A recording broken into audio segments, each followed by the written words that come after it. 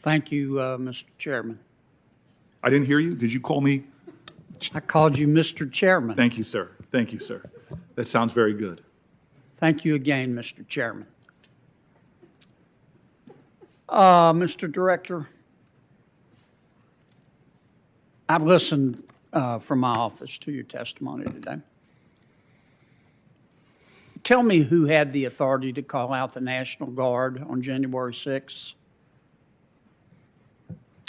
My understanding is that the decisions to call out the National Guard, in one sense, are the responsibility of the Secretary of Defense, but in another sense, have to be. Mr. Director, I'm Yep. sorry to interrupt you. But I think we can agree that the FBI had credible information that there was likely to be violence on January 6th. Can we agree on that? Well, I don't know that we had assessed its credibility. We certainly had information that was concerning about the potential for violence in connection with the January 6th events. And as we discussed here this morning, Right, one piece of information that was most specific that I'm aware of was passed, quite Well, quickly. based on that information, I'm sorry to interrupt, but we just keep nibbling at the edges and dancing around the issue. And I understand, I'm not asking you to throw anybody under the bus, Chris. I get it. But we need to find out what happened. Now, if you were king for a day, based on the information that you had, maybe not at the time, but later on, would you have called out the FBI? I mean, the National Guard? Senator, as you said, I really want to be careful not to be armchair quarterbacking others. I think the National Guard, we have seen, can play a very important role in Okay, crowd excuse me for control. interrupting. Yeah. Boy, I sure, I'm not trying to be rude, but my time's limited. Well, who made the call not to, based on your information, who made the call not to call out the FBI, whether they should have or shouldn't? Not to call the FBI? I'm sorry, I'm tired. The National Guard. Well, I would defer to others who were more involved in that discussion, but from what I have heard, what I have read, my understanding is that at one stage of the process, the local government was of the view that it did not need the National Guard's assistance. Who do you mean by the local government? The mayor? Yes. So the mayor didn't call out the National Guard? At the beginning. What do you mean by the beginning? Well, in the day or two leading up to the 6th. Okay. Then as to exactly how it played out on the 6th itself, I understand I'm not that, as but sure about. Yeah. I mean, clearly, our people were overrun by the nut jobs. So we're making progress here, okay? So the mayor or the city government decided not to call out the FBI, the National Guard ahead of time. What about the House Sergeant at Arms?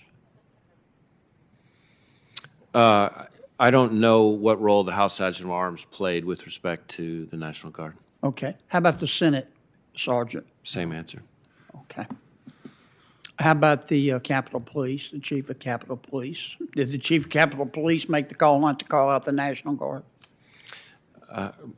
I don't know the answer to that. My understanding is that the law enforcement officials here with responsibility over the Capitol, that there were differing views about whether or not the National Guard was appropriate and when at what level. But all I really know on that is same thing you've seen, in the press coverage of the events. Okay, that's enough on that.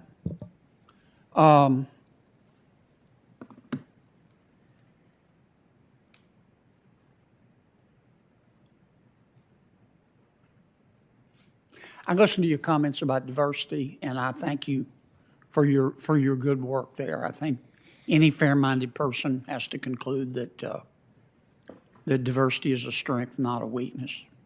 But this subject comes up a lot, and I think it's going to come up a lot again. And that's not a criticism. That's just an observation. Thank you. Do you believe that the FBI is a systemically racist institution? No. Now, having said that, I do believe the FBI needs to be more diverse and more inclusive than it is, and that we need to work a lot harder at that, and we're trying to work a lot harder on that. Do you believe that the FBI is a systemically sexist or misogynistic institution? Again, that's not the way I would describe the FBI that I know and see every day. But again, it's a place where we need to be more diverse and inclusive, and we need to work harder at that. And we are working hard at that, and we've got progress that we still need to make to at least to be satisfactory by my standards. Okay. Fair enough. Mr. Director, have you ever been to Hong Kong? No. Wonderful place, wonderful people. The Chinese Communist Party is destroying it. If Congress passed a bill and said to the good people of Hong Kong who yearn for freedom, come to America. We're going to follow our friends in Britain. Say, come here. You want to get out from under the thumb of the Communist Party, come to America. We welcome you. Do you think the FBI and law enforcement has the ability to screen for spies? One of the criticisms of the proposition I just stated is, well, we would be letting in spies. Do you think, based on your knowledge of security, that we could catch most of the spies? Well, I yield to no one in my faith and confidence in the great work of the men and women of the FBI, but I will tell you that the Chinese counterintelligence threat is the greatest threat, certainly the greatest counterintelligence threat that we face as a country. Right. And the sheer number of what we would refer to as non-traditional collectors working on behalf of the Chinese Communist Party is something that is a massive resource challenge for the Okay, FBI. that was probably an unfair question. I'm not asking you to guarantee anything. In the few seconds I have left, and begging the indulgence of our esteemed chairman, who's doing a much better job than Durbin, by the way. Oh, he's back. The Horowitz report. Can you tell me how many people you have referred for prosecution at the FBI as a result of the Horowitz report? Well, for prosecution or for discipline? For prosecution first. Just give me numbers, because I don't want to abuse my time. Well, the prosecution issue related to anything to do with the Horowitz report is many in the have you hands fired? of Inspector. I get it. How Special many Counsel have you Durham. fired?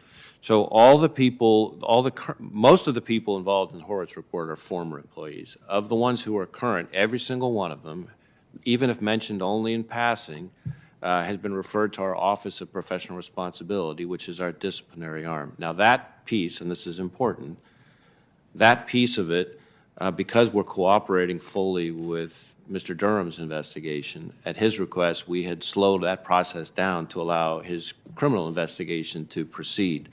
So at the moment, that process is still underway in order to make sure that we're being appropriately sensitive to the criminal investigation.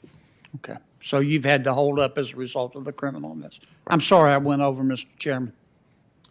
And I'm sure glad you're here. Booker was just screwing everything up. Senator Padilla, and I'm sure you'll do a better job than the previous questioner. Thank you, Mr. Chairman. I will do my best. Mr.